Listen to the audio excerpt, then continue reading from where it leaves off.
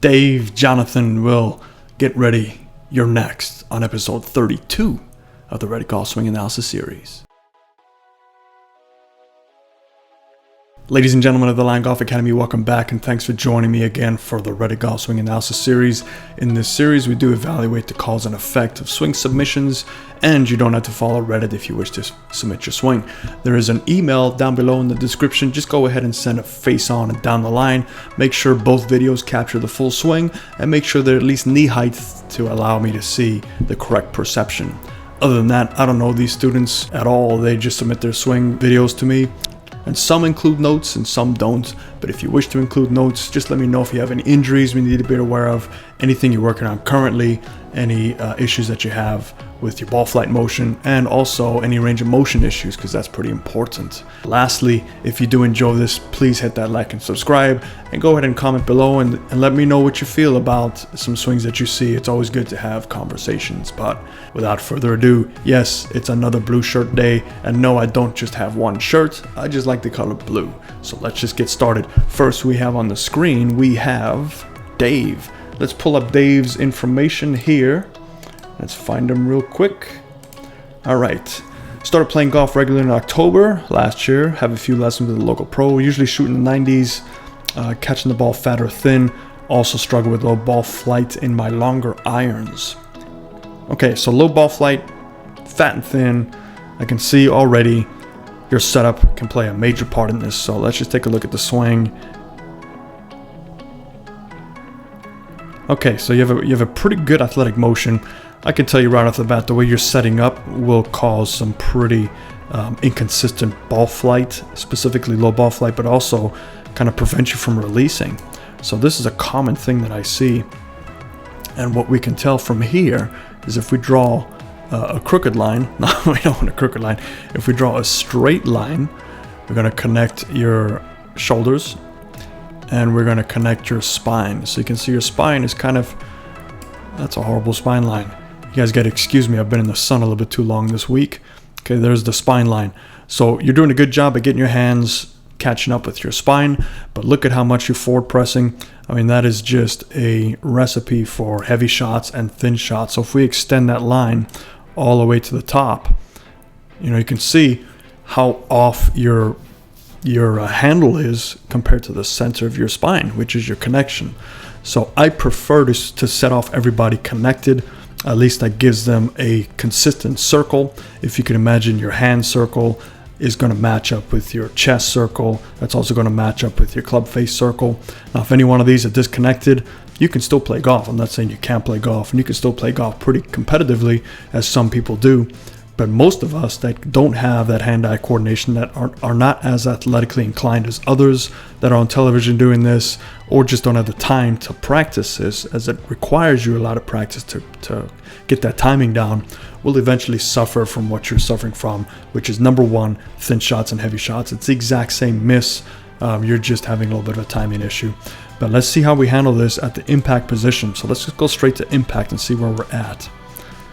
Okay, so camera's a little bit blurry here. You can see that shaft kick a little bit. The shaft is already down to here and back here, so it's right in the middle of releasing.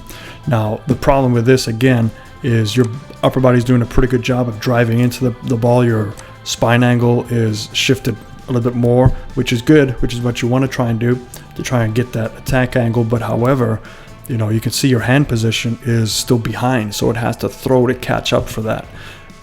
Now, the problem is if you do throw and release it correctly, you might hit this very low, you might hit this very left, you might start hitting heavy shots. If you try and hold it off a little bit, that's when you still hit it pretty low, but your thin shots, specifically with the longer irons. But let's see, as we follow through, do we actually hold on to it or do we release it? So you do a pretty good job. The hand release is at the very top here. As you come down into impact, it's hard to tell just because it's very blurry, but if you can see this point, you can kind of see an X here, so it does eventually release. Now, you look like you can be in an athletic position over and over again. You look very strong, you look very athletic, so you might be getting away with this more so than others, but we'll have to see from down the line how this is affecting your playing line. But all in all, I think your setup is really going to cause some havoc for you. At the top of your swing here, you can see this left hip is really tilting down. Right leg is probably getting pretty straight, which causes that left knee to buckle down. And there's your left knee tilt, which matches your left hip tilt. Now all of a sudden your upper body's rocking a little bit towards the target as a result, and that's going to affect your angle. It's going to affect your unleashing of the golf ball.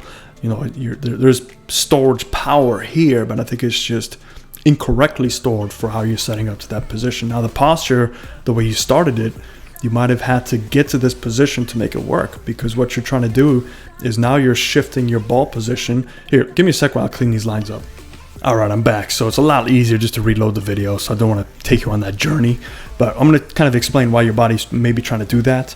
So there's your starting position. So if we get to the top position, what's happening now is your upper body is trying to realign itself to get to that golf ball. So now your spine angle has shifted behind the golf ball now, where it was before. So this is really going to help you now get the center of your swing to be slightly behind the golf ball, where it should have been in the starting position.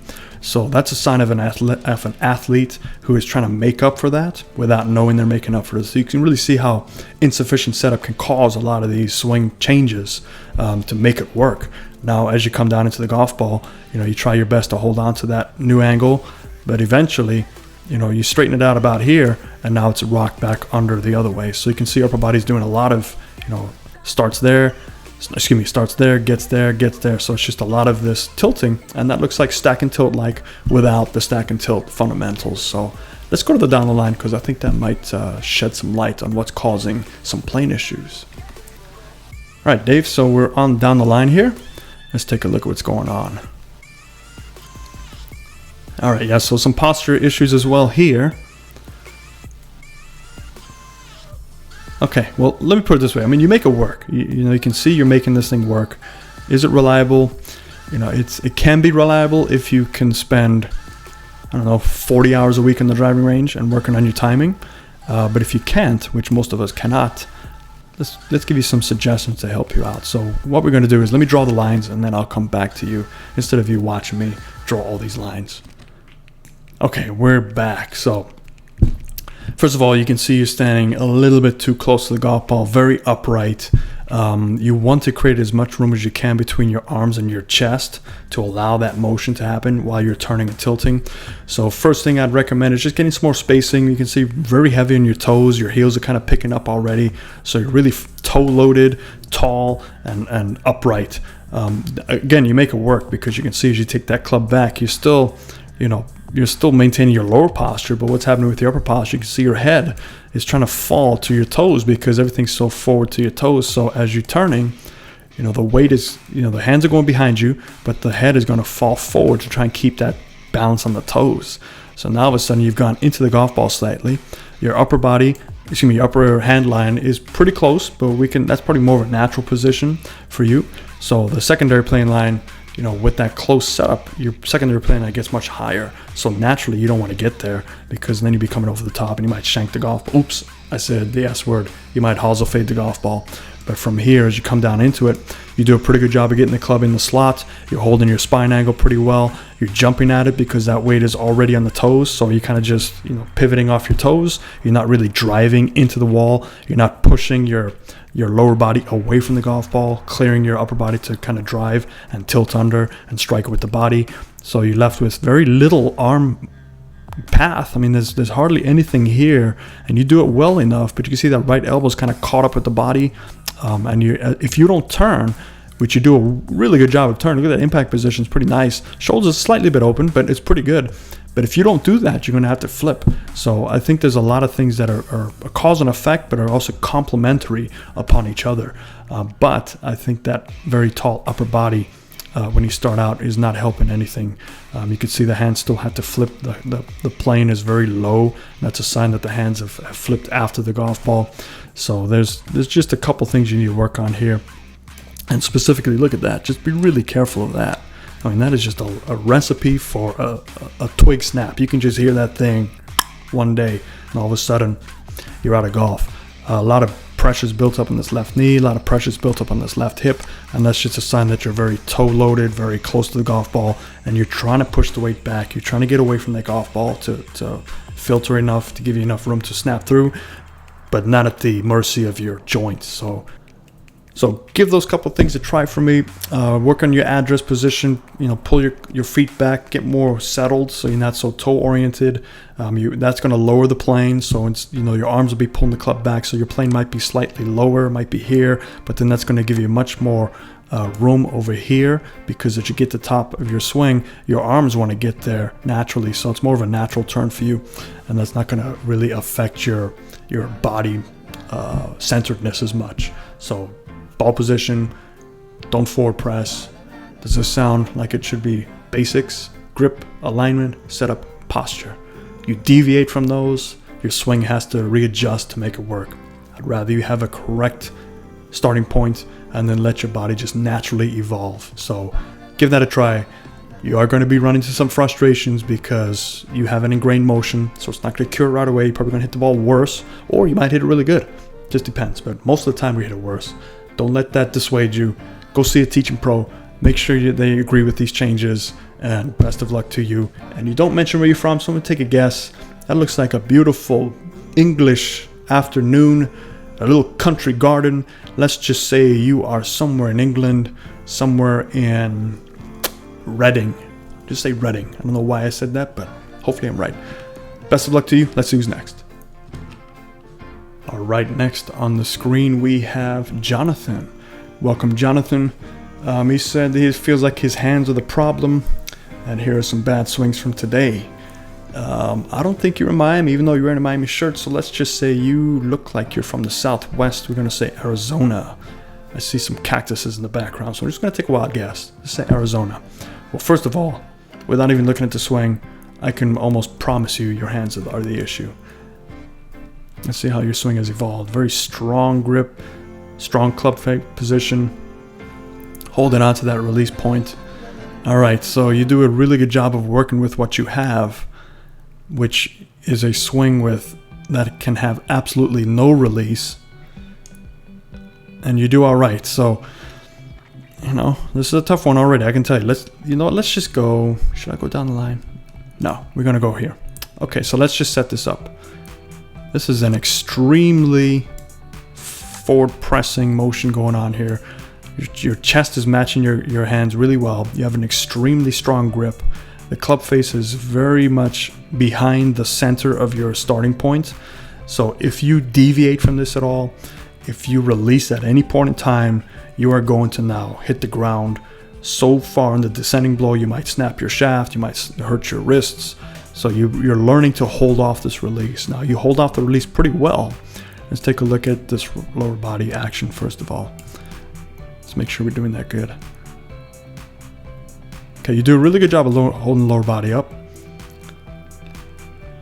A little bit of shoulder leveling, which I'm sure we can see from down the line. Club face is very closed. Tiny bit of overswing, but I think that's due to the shoulder leveling out. Driving. Okay, so you drive into the target. So from here, this is tough because you can see your hands are actually moving up. They're going up in their motion. They're not really descending. You're just holding on to the angle so much that you've created. So your hands are actually moving up as the club face is striking down. Look at the size of that divot. This is really going to be a hard thing to learn to strike over and over again, and it's really going to face some issues as you get older with your wrists. So there is absolutely no release here. So you strike the ball, hands are here. There's a little bit of that release. It's not quite released yet, but look at this amount of spacing you have between your chest and your hands. So this is, believe it or not, this is an excellent position for what you have. So it's a tough one for me because if we change anything with this type of motion that you have, you're not going to hit it as pure as you potentially do now. If there's some things I can help you out with, if this was you and I working on some motions, we'd have to do kind of a whole retrofit on the setup and then learning a way to maneuver that new setup to alleviate some potential injuries and help you learn how to release the club correctly. We might have to weaken that grip out too. So this definitely needs some professional advice other than me over a computer screen. This needs somebody to get you in person, put you in these positions, because what you feel you might be doing might not be real. And that's the one issue. Let me just for a quick second look at your down the line. All right, so the down the line unfortunately is a driver, so I won't be able to see what happens with your iron down the line. So anybody still watching this, if you decide to send me a video, just please make sure it's the same club for down the line and face on, because we have two different motions for different clubs, two different setups. So I'm just going to try and pair together what I see based on the face on with the iron, but definitely start looking at your connection between the club shaft and your chest. Get that a little bit closer, even if you want to forward press a little bit, not that exaggerated. And then also your ball position needs to change slightly, but you need to work with somebody. That's something that I highly recommend. With this setup with the driver, it looks okay. I'd say maybe standing a little bit too far away, arms are kind of reaching, but it's okay. We can still get away with that. As you take that club back, your arms and hands kind of lift up a little bit. Let's see if your shoulder is level out. So that top plane line is pretty close to where you want to get your shoulders at. It should be starting to level out. Yeah, they level out slightly. And you can see as a result, your whole upper body is kind of lifting out of its posture. So leveling out means that your left shoulder gets higher than your right shoulder compared to the starting position. So you're kind of picking up the club and standing up. Now that's going to do a couple things for you. That's going to change your path to be a little bit more outside in on the way down, unless you reroute it. Plus it's also going to have you turn too much, because once that left shoulder raises up, it allows the body to get out of that handcuffed position by being in posture. And by not handcuffing your position, you can actually start turning more because you're standing more upright. You're getting more of the rotation involved. So just be careful with that, because you can see your arms get up, your path is starting to get ready to be slung outside to in, and you're standing up. So let's see how we redirect that motion. So there's that tiny bit of drop in. So you have corrected by dropping it in. You do a good job of pulling it now. Upper body's pulling back and away. Slight disconnection here. So the momentum of you going, raising, dropping and throwing your hand, your club is now flying a little bit outside to in, and it's a little bit delayed. But look at this extension. So as you strike the golf ball, this extension here, you're really pulling your lower body away from the ball. So this is really good. Look at that amount of spacing. It's just too high. The plane's too high. And I think it's just a little bit too much manipulation go back and through. And you can see as you release that club face, it's definitely closed compared to where you would like it to be at that point. But what you do that's phenomenal is look at this. You're staying right against that brace line. So you have a very unique motion, and I like it. I really do like it. I think that you really have to, if you want to improve your ball position, your ball contact, and improve your hand positions, you can possibly see that how a very strong grip prevents you from having any sort of release. Because if you release it, then that club face is going to be in some awkward positions. It also prevents you from putting it in the slot correctly, because if it's in your correct slot, the club face is going to be different compared to where it should be. Now that's all based on your hand connection to your chest and based on a neutralized grip. Now once you have a very weak grip or very strong grip, your body now has to adjust for that. So typically we see people with strong grips have a very strong and powerful body to compensate for that, to kind of hold off that release and match the release. So basically the body's going to help release the club face. Anybody that has a very weak grip, the hands do all the releasing. The body kind of stays out of it, because the body realizes if I get involved, plus my hands are releasing, that club face is going to be all over the place too. So you're kind of in the middle. You're stuck. I see your hands want to get involved, but then at the same time, your body's doing such a good job of getting involved because of the strong grip. It's going to contradict each other, and that's where your issue is going to be. So you really need to find somebody that's educated enough, that can help you, that can really work with you independently. You can try this on your own. I would not recommend it. It's just going to take 3 or 4 times as long, and by the time you get through this journey, you might actually be worse off. So that's my recommendation for you. I hope that helps you. Let me know if I'm right about somewhere in, I believe I said Arizona. I forgot already. Too much time in the sun. But hope that helps. Let's see who's next. All right, last up we have Will. So Will, let me pull up your notes.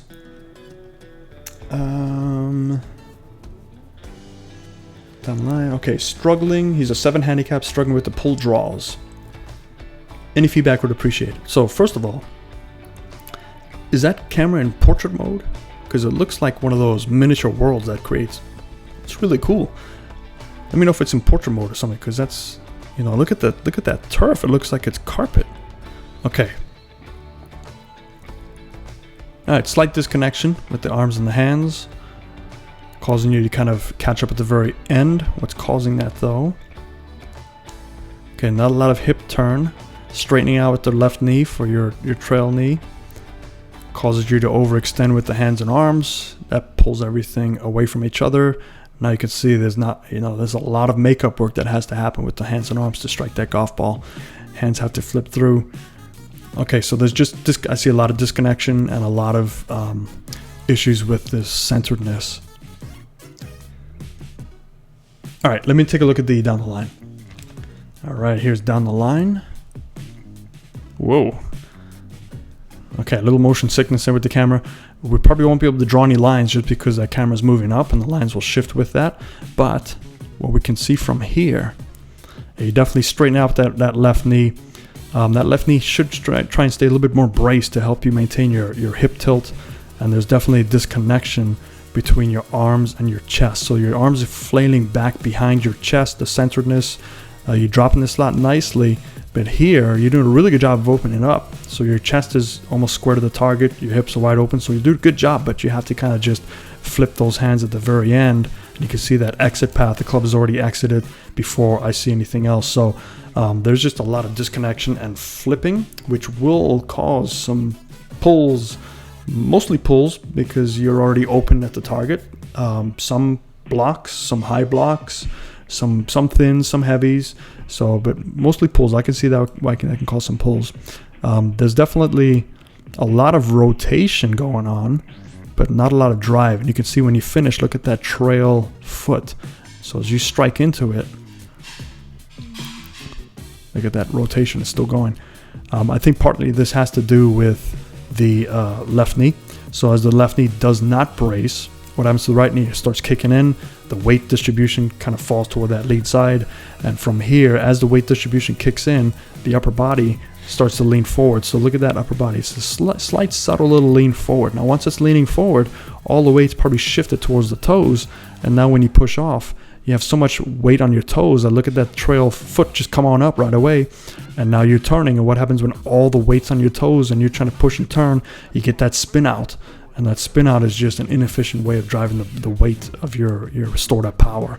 So a couple things you need to work on is a back brace line. So if you can, again, I was put people to this video, but there's a video that I put up there. It's like 3 practice swings against a garage door. If the garage door is here, you know, just stay in that garage door posture. Make sure that you're trying to keep this upper body leaning over, but you want to try and hold that angle all the way through. And you do a good job, but for you want to try and push. Right now you're spinning into that garage door. You want to try and push your butt into that garage door, which will keep that left foot down longer, and then will stop you from spinning out. And that's a good way to transfer that weight. Now, in order to get that weight correctly transferred, you know, just work on position drills and also work on stability drills. So that video, I'm going to link it in the description for you tomorrow, or excuse me, at the bottom. And I'll put in the notes Will's drill and just watch that. That might help you out, give you some ideas.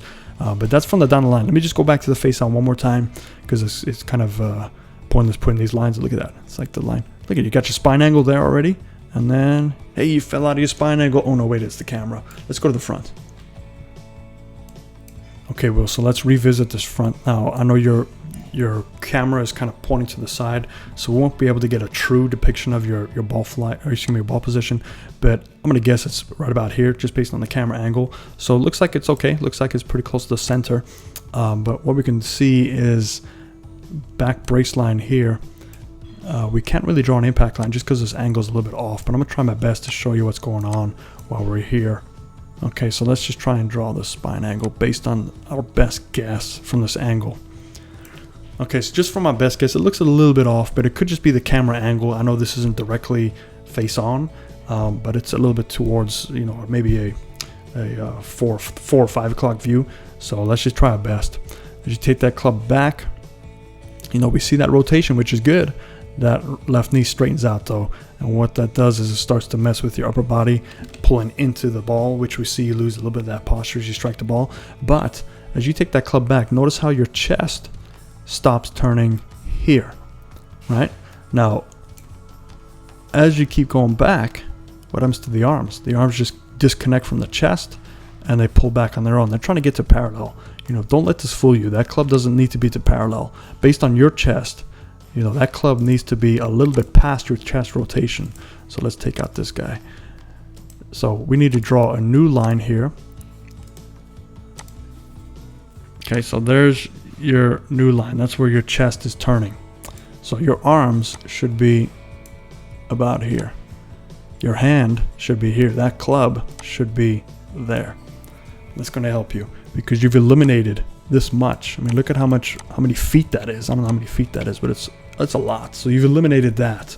Now as you come back down into impact, as you getting ready to strike down, if your hands were still connected to your chest, they'd be a little bit closer to your chest. Your arms will be there. Your club will be there. So now we've still kept that elimination. There's your old top position. That's where your new top position is. So look, we've eliminated that. So you've eliminated that little bit of extra throw, and now your body can just kind of hold on to that angle and turn into the position.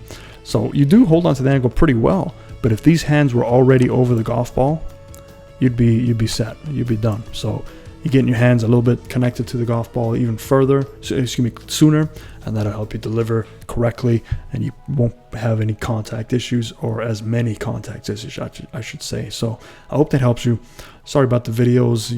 It's really hard to analyze at an angle, just because I'm a very linear guy, and it makes a lot of sense to me to look at swings from certain angles to help you understand.